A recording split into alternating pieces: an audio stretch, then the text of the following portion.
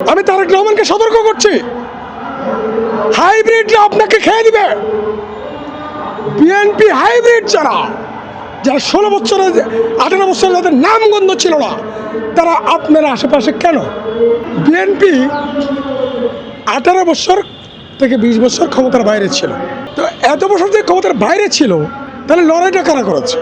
লড়াইটা যারা করেছে তারা কিন্তু ক্ষমতার আশেপাশে না।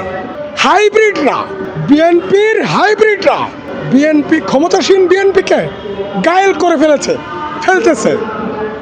এখন তারেক রহমানের কি উচিত? বিএনপির স্ট্যান্ডিং কমিটির কি উচিত? বিএনপির নির্বাহী কমিটির কি উচিত?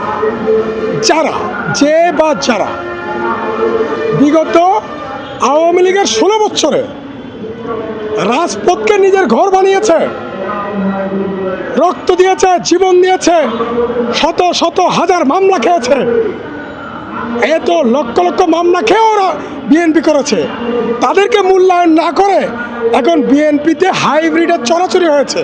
যারা হাইব্রিড, যারা কখনো রাস্তায় আসে নাই, রাজপথে নামে নাই, হরতালে নামে নাই, অবরোধে নামে নাই, জুলাই আন্দোলনের নেতৃত্ব দেয় নাই, তারা এখন বিএনপির নেতা। বিএনপির ঘরে ঘরে এই সমালোচনা চলছে। তারেক রহমানকে বলি, আপনি প্রধানমন্ত্রী হয়েছেন দলীয় নেতাকর্মীদের রক্তে, আমাদের আন্দোলন সংগ্রাম ত্যাগের কারণে আপনি প্রধানমন্ত্রী হয়েছেন, বিএনপি ক্ষমতায় এসেছে। এখন ক্ষমতায় এসে আপনারা বিএনপির ত্যাগী নেতাকর্মীদের ভুলে গেছেন।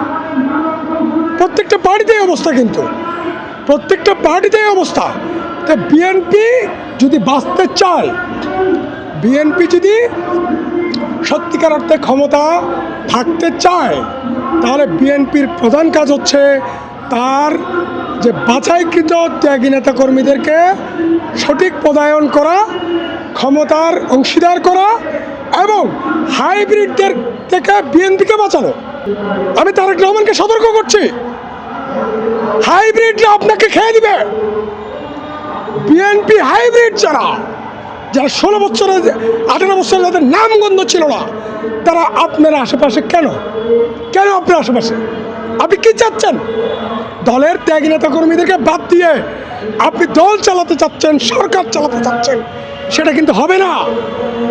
আমি সর্বস্তরের বিএনপির নেতাকর্মীকে আহ্বান জানাচ্ছি, যেখানে হাইব্রিড থাকবেন সেখানে গলায় দৌড়ায় দিবেন।